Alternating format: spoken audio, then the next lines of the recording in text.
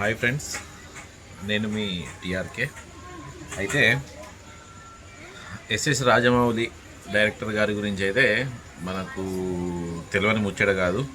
ఎందుకంటే తన తీసిన సినిమాలన్నీ బ్లాక్ బాస్టర్ హిట్లు. తర్వాత పాన్ ఇండియా సినిమాస్ అంతర్జాతీయ స్థాయిలో అవార్డ్స్ పొందిన సినిమాలు అవి.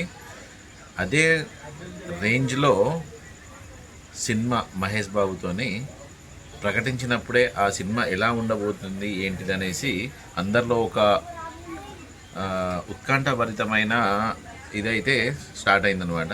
దాన్ని తెరదించుతూ జస్ట్ 2 days బ్యాక్ కొన్ని గ్లింప్స్ను రిలీజ్ చేశారనమాట. అది కూడా భారీ అభిమాన గణము తో రిలీజ్ చేయడం జరిగింది.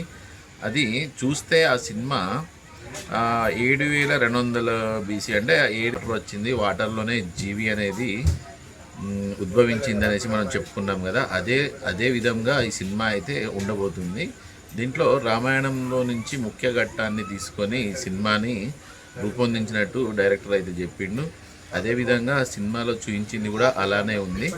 తర్వాత వారణాసి సినిమా పేరు ఒక వాహనము నందీశ్వరుడు అనమాట. ఆ నంది మీద హీరోని అయితే చూపించడం జరిగింది.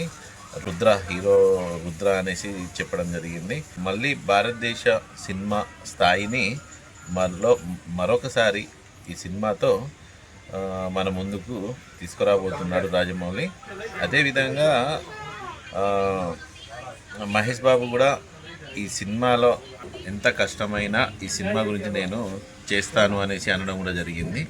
ఈ సినిమా అయితే సూపర్గా ఉండబోతుంది అనేసి అయితే మనము చెప్పుకోవచ్చు.